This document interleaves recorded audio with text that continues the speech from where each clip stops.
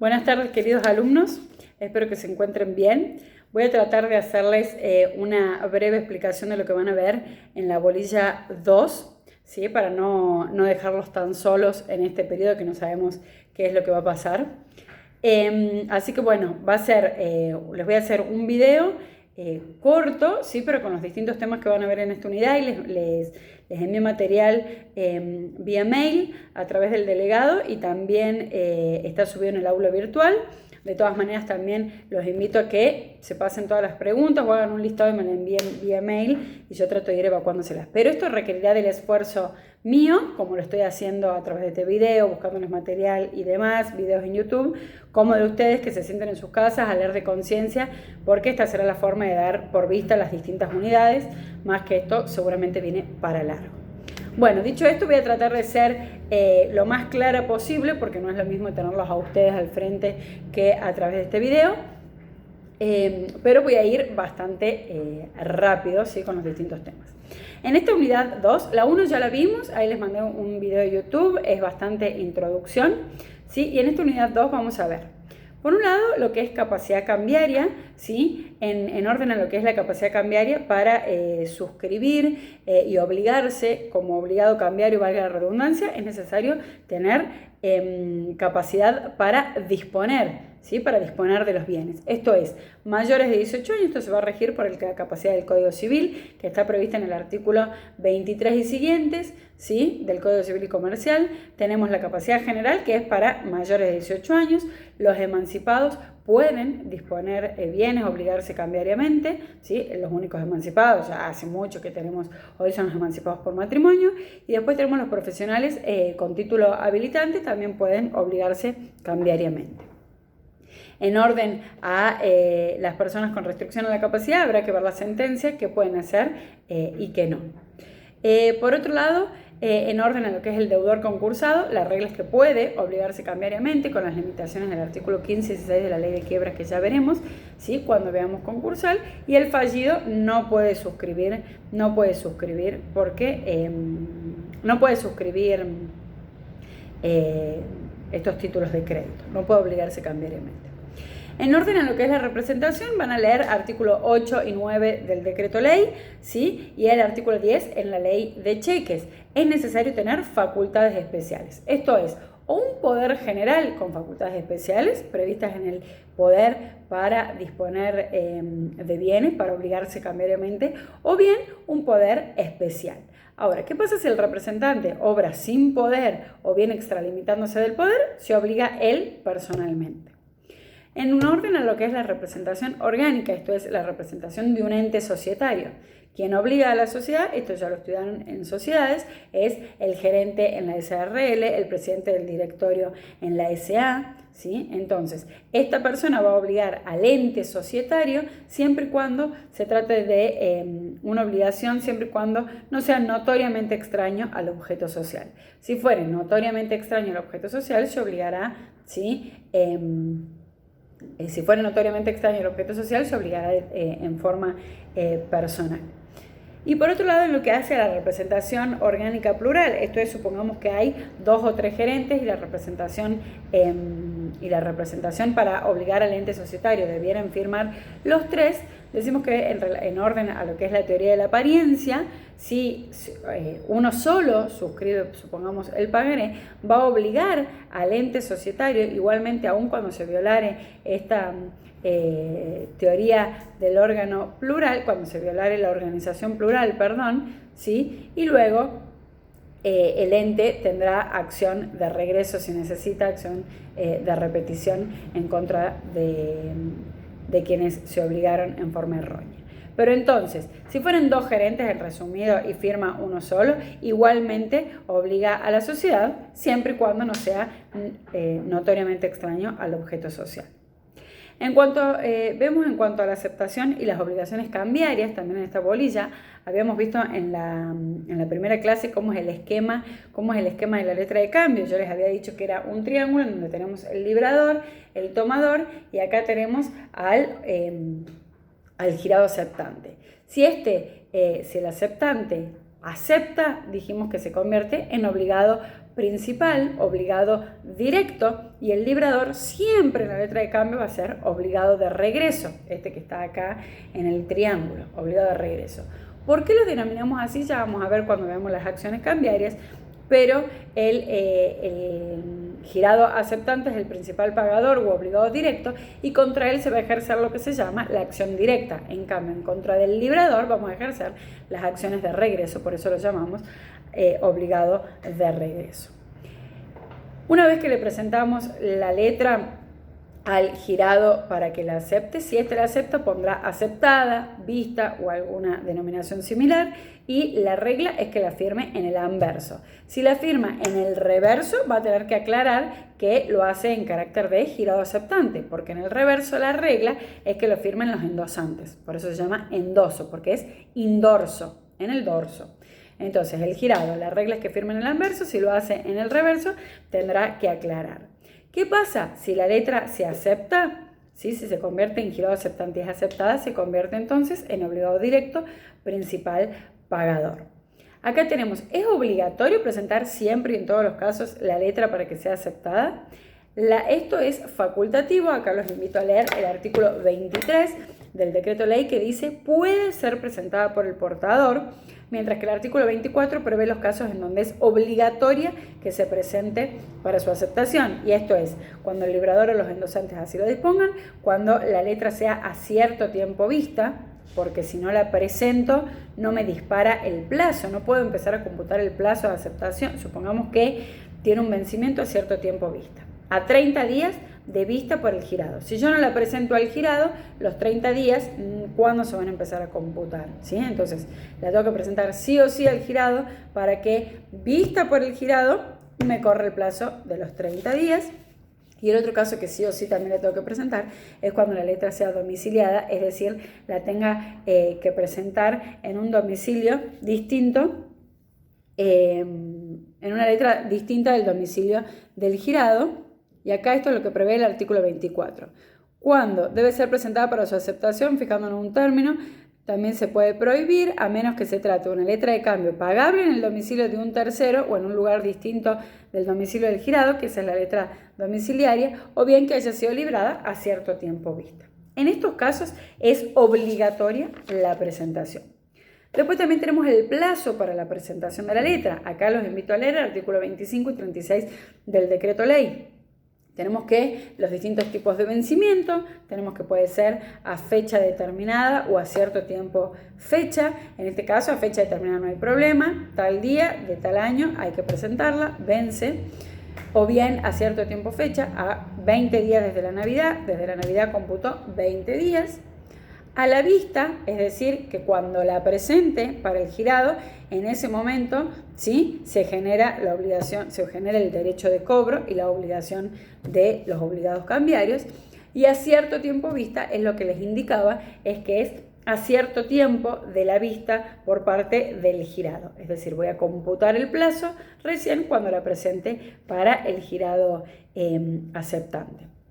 Esto sí, tenemos que es un plazo máximo. El plazo máximo es desde un año desde la creación, salvo que el librador le modifique el plazo. Pero esto lean artículo 25 ¿sí? y 36. A cierto tiempo vista deben presentarse para su aceptación dentro del término de un año desde su fecha. El librador puede abreviar y ampliar el plazo, le puede modificar el librador, mientras que los endosantes solo lo pueden abreviar, pero no ampliar. Como regla, entonces, un año. Artículo 25 y 36. El lugar de presentación para su aceptación, la regla es que sea en el domicilio indicado en la letra, ¿sí? O en el domicilio del girado, artículo 23. Antes que todo les hago un paréntesis y primero que todo les debería haber dicho, ¿sí? Que la letra de cambio yo les había señalado que tiene requisitos esenciales y requisitos esenciales y requisitos naturales, ¿sí? Y esto lo relacionamos con lo que es el requisito de formalidad, el requisito ¿sí? de completividad, que todo tiene que surgir en la letra. La formalidad es que tenía que cumplir ciertos requisitos para ser tales, ¿sí? El artículo 1 prevé cuáles son los requisitos que tiene que tener la letra de cambio para ser considerada tal, mientras que el artículo 102 del decreto ley lo regula en orden al pagaré, 101 y 102 del pagaré. Entonces, el inciso 1, 2 y 3 decimos que son requisitos esenciales, que si no están, no es considerado una letra de cambio. Mientras que el resto de los incisos vienen a estar resueltos por el artículo 2. Por eso decimos que son naturales, porque si no estuvieran, la propia ley resuelve, ¿sí?, que se tendrá que considerar. Lo mismo sucede con el vale o pagaré, artículo 101, ¿sí?, y el artículo 102 lo viene a resolver. Por otro lado, tenemos que la fecha de aceptación se tiene que sí o sí consignar en la letra de cambio, la fecha de aceptación cuando fue aceptada, y más teniendo en cuenta cuando es a cierto tiempo vista, porque esto nos dispara el plazo, insisto. ¿Qué pasa si yo presento la letra a mi jurado aceptante y este no la acepta? Yo, como portador del título, tengo la obligación de levantar el protesto, se llama, tengo que levantar el protesto, que ya veremos, que se hace a través de un acta, de escribano, donde se tiene que consignar todo. ¿Y para qué es este protesto? Se llama el protesto por falta de aceptación. Yo les voy adelantando esto, que lo vamos a terminar de entender bien con el correr de la bolilla y fundamentalmente cuando veamos las acciones cambiarias. ¿Para qué yo voy a tener que levantar el protesto? Porque si yo voy a mi jurado aceptante y la presento y este no la acepta, voy a tener que levantar el protesto y esto me va a habilitar a ejercer las acciones anticipadas de regreso en contra del librador. ¿Por qué anticipadas? Porque no voy a tener que esperar que venza la letra, ¿sí? Obviamente que si fuera la vista, bueno, vence en ese mismo instante. Pero si no, no voy a tener que esperar el vencimiento de la letra para ejercer las acciones, sino que directamente la voy a poder ejercer en forma anticipada contra el librador. Por otro lado, decimos que la aceptación tiene que ser incondicionada, ¿sí? Esta aceptación, que es el acto jurídico unilateral, no recepticio, no requiero de que la otra parte me preste conformidad, tiene que ser incondicionada. Porque si fuera condicionada, si al aceptante le pusiera una condición, se tiene por no aceptada, ¿sí? Y en este caso, nuevamente, levantamos protesto por falta de aceptación. Y acá les hago un paréntesis. Esto es distinto del endoso. Si el endoso fuera condicionado, ¿sí?, se tiene por no escrito, mientras que si la aceptación fuese condicionada, se tiene por no aceptada. El endoso condicionado se tiene por no escrita la condición, o sea, el endoso va a ser válido y se tiene por no escrita la condición, mientras que si la aceptación es condicionada, se tiene por no aceptada. Por otro lado, tenemos que el jurado aceptante, ¿sí?, puede aceptar y se obliga al pago, ¿sí?, por el total del derecho contenido, el derecho literal y autónomo que había dicho que estaba contenido en la letra de cambio, pero también se puede obligar a menos, es decir, que es válida una aceptación parcial. Por menos de la obligación contenida en el título es válida. Mientras que acá también les hago otro paréntesis, que el endoso parcial es nulo. No se puede endosar parcialmente. O se endosa todo el derecho contenido o es nulo ese endoso. Mientras que la aceptación parcial es válida. ¿Qué más vamos a ver en esta bolilla? Bueno, el librador del pagaré va a ser siempre obligado directo en los mismos términos, esto lo prevé el artículo 104, en los mismos términos que el jurado aceptante en la letra de cambio. Después tenemos distintas cláusulas. Acá también les hago una aclaración. Si el librador no supiera si el jurado aceptante va a aceptar o no la letra de cambio, podría ponerle la cláusula de no aceptable. ¿Con esto qué logra? Que si el jurado aceptante no acepta la letra de cambio, no se puedan ejercer las acciones de regreso anticipadas. Es decir, que si con la cláusula no aceptable no se acepta la letra, habrá que esperar igualmente su vencimiento para poder ejercer las acciones de regreso. ¿Qué más tenemos acá? Bueno, luego tenemos el endoso, ¿sí? Vamos a ver también en esta unidad. En esta unidad 2 tenemos que el endoso es una forma de transmitir el derecho, ¿sí?, contenido en el título. Acá va a intervenir tanto el endosante, que es quien transmite, y el obligado cambiario, y el endosatario, que es a quien se transmite el derecho, ¿sí?, portador del título. Es decir, que acá el endoso transmite el título, transmite las acciones, ¿sí? Porque yo para ejercer las acciones necesito tener el título, es decir, que legitima activamente a quien tenga el título a poder ejercer las acciones. Decimos que es un acto cambiario, no recepticio, ¿sí? Y se limita a todos los endosantes que intervengan en el título, ya les señalé la clase pasada, son obligados cambiarios por el total de lo que se encuentre contenido, por el total de la suma contenida en el título. Quienes intervienen entonces endosante y endosatario. Tenemos distintas cláusulas que pueden incorporar, ¿sí? Tenemos por un lado, voy viendo, la cláusula no a la orden. ¿Qué efecto tiene la cláusula no a la orden? Se dice que quita justamente la principal característica de los títulos que habíamos dicho que circulan en forma autónoma, abstracta. Bueno, justamente con la cláusula no a la orden decimos que solo surte efectos para quien la insertó y supone que el endosante que insertó la cláusula va a poder oponer las defensas personales contra los posteriores de su endosatario inmediato. Fundamentalmente, esta cláusula la van a insertar los endosantes para que cuando se siga endosando tenga efectos de una cesión ordinaria. Es decir, seguimos transmitiendo el derecho, pero le damos los efectos de una cesión ordinaria, lo cual tiene que ver con las excepciones de tipo personales. Yo, endosante, inserto la cláusula, la transmito, supongamos, a Victoria. Victoria la endosa nuevamente a favor de Julio. Si Julio le va a cobrar a Victoria, si Julio, me viene a cobrar a mí, es decir, a alguien posterior en mi endosatario, yo le voy a poder oponer a aquella, no a quien yo le transmití, a aquella, las excepciones personales que tenía en contra de Victoria. Yo a Victoria le podía oponer, supongamos, la excepción de compensación, ¿sí? Podía decirle, mira, tenemos para compensar una obligación si me venís a exigir el cobro. Entonces siguió transmitiendo. Aquella otra persona viene y me cobra, yo le voy a poder transmitir excepciones personales que tenía con mi endosatario posterior. Esta cláusula no a la orden, que tiene efectos de cesión ordinaria y fundamentalmente vinculado a las excepciones personales, está vinculada en forma directa, no debe confundirse justamente con lo que es la cláusula no endosable.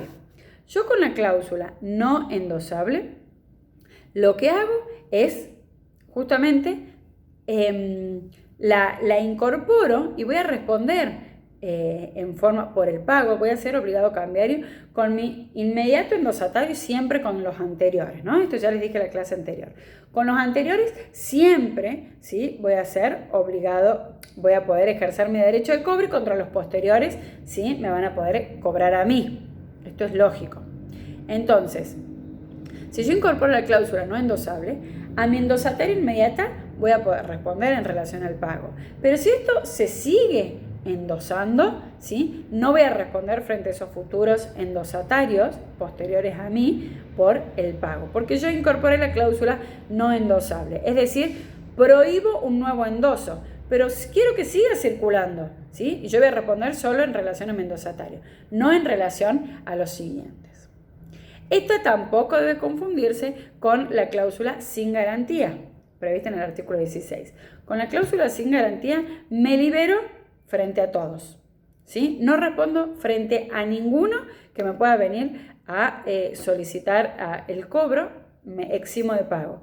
Y justamente esto lo hago porque quiero que siga circulando el título, pero no quiero obligarme en forma cambiaria, ¿sí? Entonces con la cláusula sin garantía beneficia también solo a los endosantes que le incorporan. Estas cláusulas son de tipo personal, se llaman, solo beneficia a quienes le incorporen, ¿sí? Y me eximo de responder, quiero que siga circulando y me eximo de responder. Es como si no fuera responsable directamente cambiario. Por otro lado, entonces también vamos a tener el endoso en prenda o garantía. Sí, que el endoso en prenda o garantía se otorga, como lo dice su nombre, ¿sí? Se otorga en garantía, por ejemplo, de una obligación. Supongamos que vamos con un contingente de viaje a un hotel, viaje de egresados, y en el hotel me dicen, mire, necesito que me haga un endoso de un pagaré en garantía de que si producen daño yo podré ejecutarle este pagaré. Entonces, lo hago, si no se producen daños, no me lo van a ejecutar, si se producen daños, me lo van a ejecutar. ¿Cuál es la particularidad? Se puede ejercer los derechos como con cualquier título de crédito, pero ¿cuál es la particularidad de este endoso en garantía? Que si el hotel endosa este título de crédito, ese endoso es a título de mandato, ¿sí? A título de mandato o en procuración. Es decir, que como si yo se otorgara un poder. Es decir, que si yo incorporo, entonces me lo van a ejecutar y el hotel lo otorga, lo vuelve a endosar a ese pagaré, es a título de mandato, ¿sí? Como si en vez de otorgarle un poder a alguien, es para facultar y flexibilizar el cobro de la cambial, ¿sí? Endoso en garantía. Bueno, esto es más o menos, ¿sí?, lo que van a ver en la unidad 2, no los quiero aturdir. Fíjense bien entonces el contenido, los invito a que lean la ley, es clave que vayan leyendo la ley. La aceptación que vemos va del artículo 23 al artículo 31. Fíjense el plazo para la presentación, para su vencimiento de la letra de cambio, artículo 25 y 36. Lean artículo 1 y 2 en qué consiste la letra de cambio y el pagaré 101, 102, el artículo 104, cómo se obliga el librador del pagaré, ¿sí? Lean la bibliografía, yo ahí les mandé cuadros que resumen bastante, ¿sí?, la unidad, y una vez que lean todo el material, que lo hagan a conciencia, ¿sí?, hacen el listado de preguntas y yo les evacúo las preguntas. Bueno, espero haber sido clara, poder despejarle algo, ayudarlos un poco, tratar de acercarme aunque sea a través de este medio. Les mando un cálido saludo, cuídense, esto tenemos que ser responsables todos en esta situación, y bueno, nos mantenemos en comunicación. Cualquier cosa, duda o consulta, bueno, me la hacen llegar o a través de Elvio, el delegado, o bien a través de vía mail. Les mando un saludo muy grande. Nos estamos viendo.